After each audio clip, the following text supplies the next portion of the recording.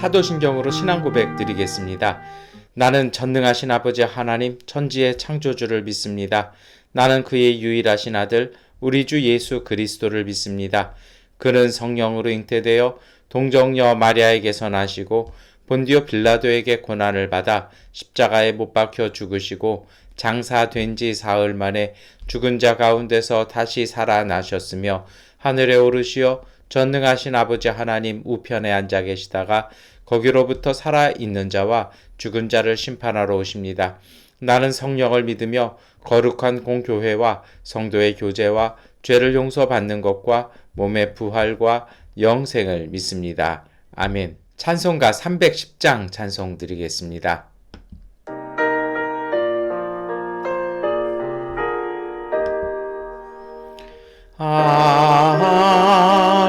하나님의 은혜로 있을 데 없는 자 왜 고소하여 주는지 난 알 수 없도다.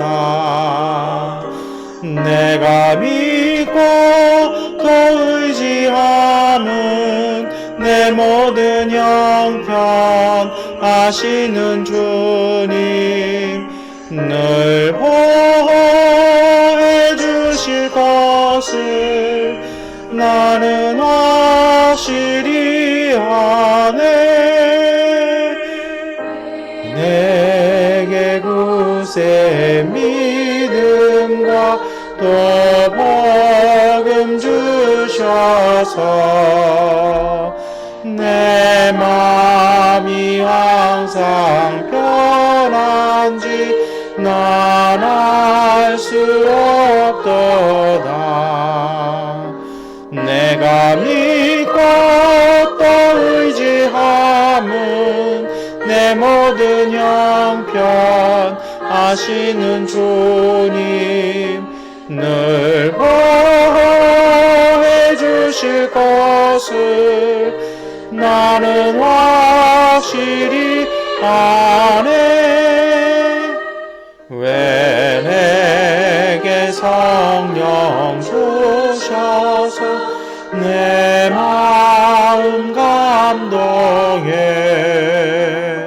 주 예수 믿게 하는지 난 알 수 없도다. 내가 믿고 또 의지함은 내 모든 형편 아시는 주님 늘 보호해 주실 것을 나는 확실히 아네. 주 언제 강림하실지 혹 밤에 혹 낮에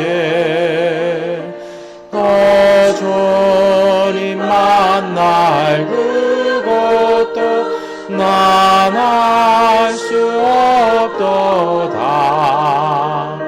내가 믿고 또 의지함은 내 모든 형편 아시는 주님 늘 보호해 주실 것을 나는 확실히 아네.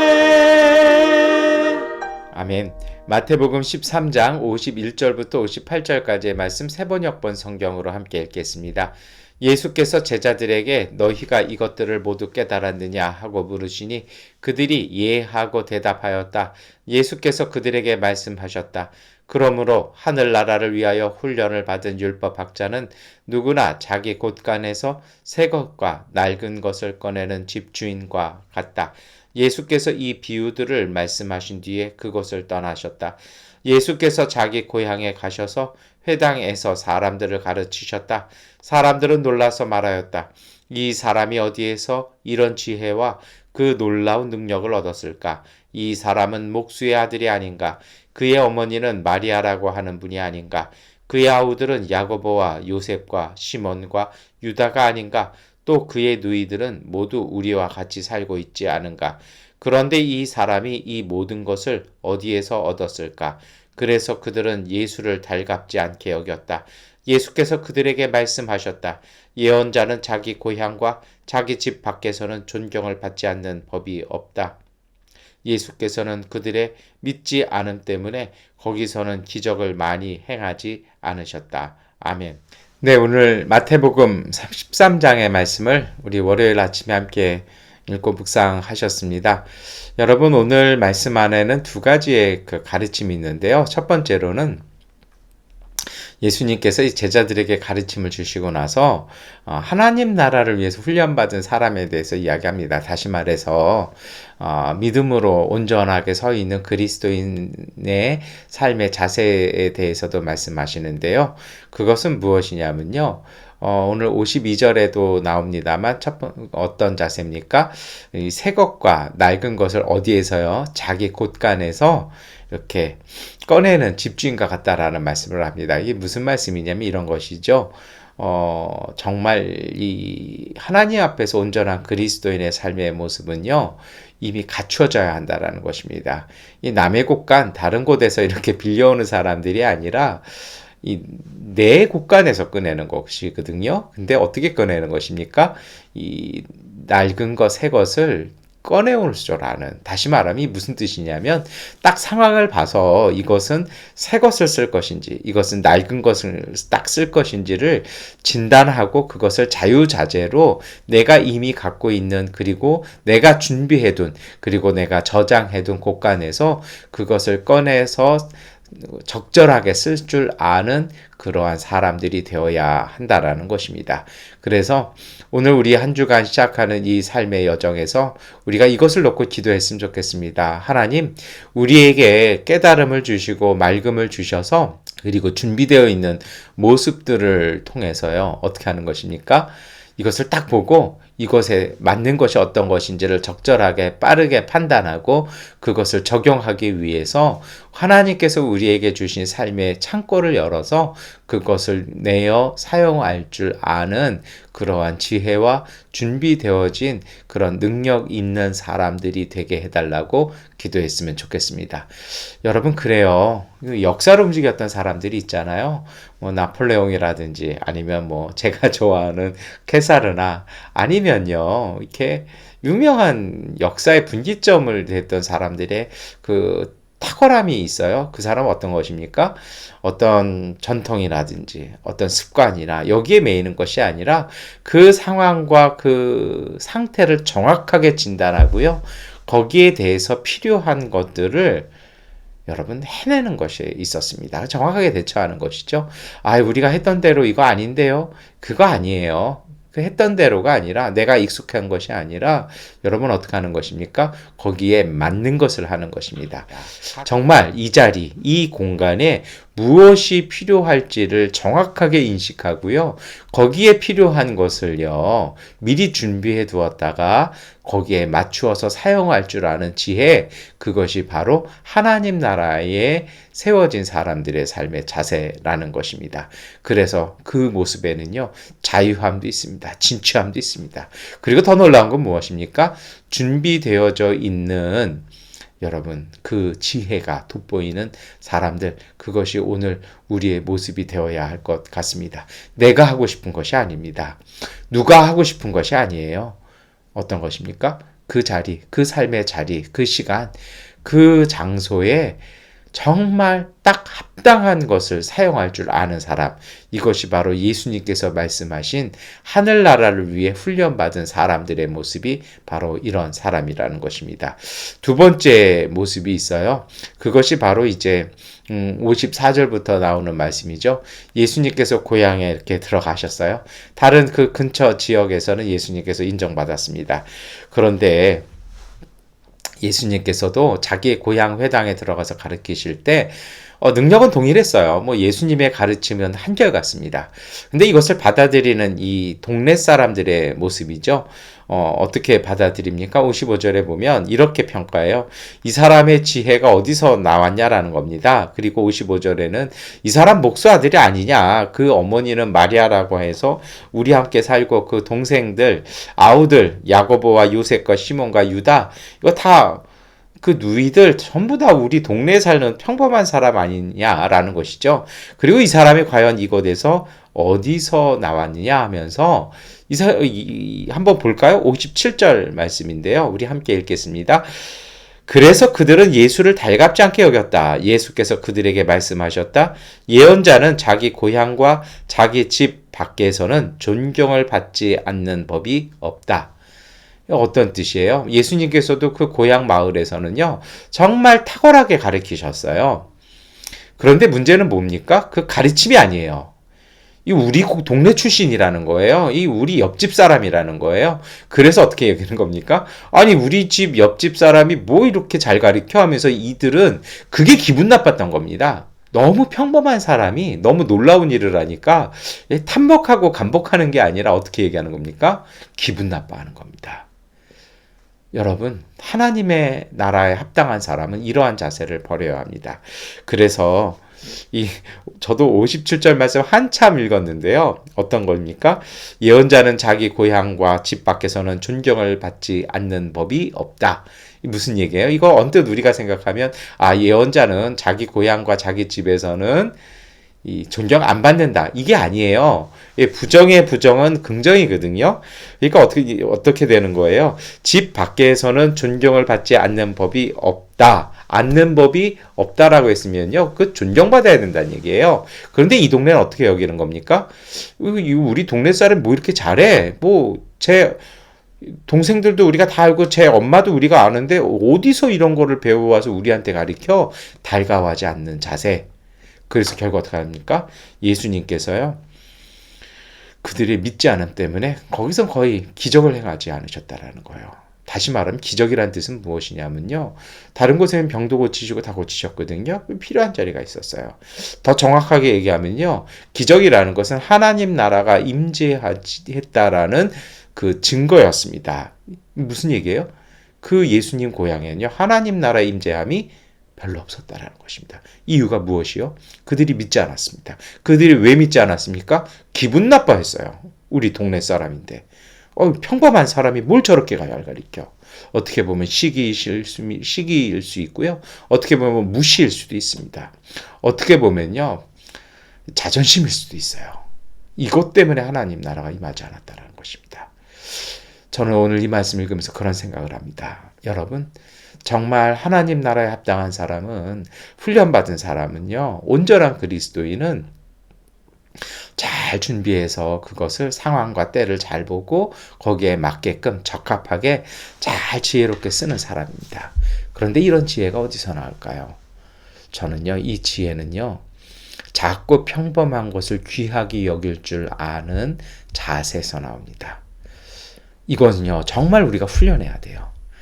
어떤 분들은 그래요. 뭔가 좋은 게 있고요. 내가 아는 사람이 뭘 잘했으면 박수 쳐주는 사람이 있습니다. 어떤 사람은요. 이렇게 한 번 정도 이렇게 튕겨내는 경우들이 있어요. 이거요. 그냥 삶의 습관일 수 있지만 좋지 않습니다.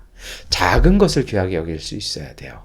내가 아는 작은 사람이 무엇을 잘했을 때 그것을 격려해주고 박수 쳐줄 수 있고요. 그것을 귀하게 여겨줄 수 있을 때 여러분 거기에서 믿음은 깃드는 것이고 그 마음에서 하나님 나라가 깃드는 것입니다. 오늘 우리가 만나는 작은 사람, 평범한 일 속에 하나님의 놀라운 은총이 담겨져 있습니다.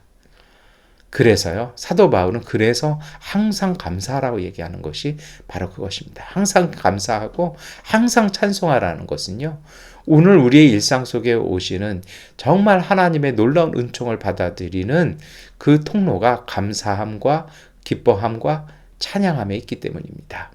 오늘 예수님의 고향 사람들은 이걸 못했어요. 우리 동네 사람이 뭐 이렇게 잘하냐고 그것 때문에 기분 나빠했어요.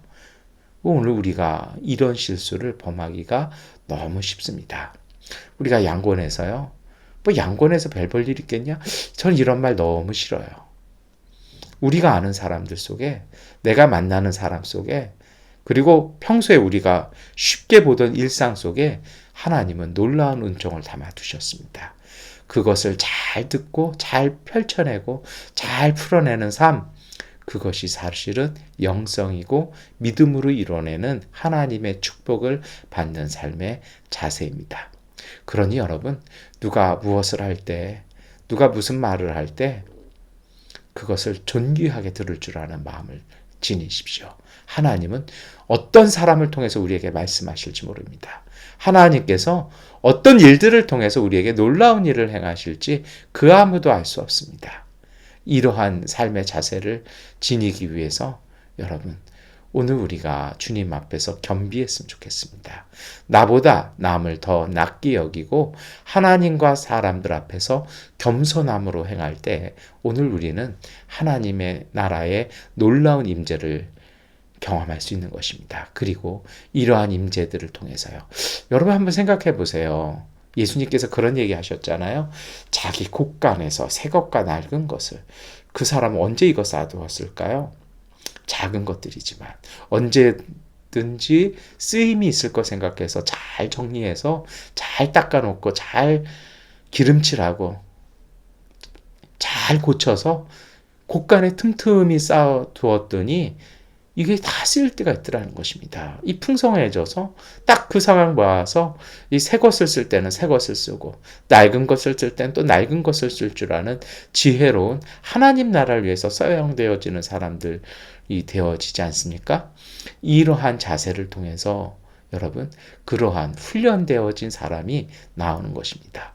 그러니 오늘 우리가 한 주간 시작하면서 이 마음으로 어떤 사람이든 어떤 일이든 크든지 작든지 여러분 존귀하게 여겨주고 감사하게 들어주고 박수 쳐주고 격려해주고 그 속에서도 하나님의 음성을 들으려고 노력하고 그 속에서도 주님의 교훈을 찾아내는 그러한 자세로 우리의 삶을 살았으면 좋겠습니다.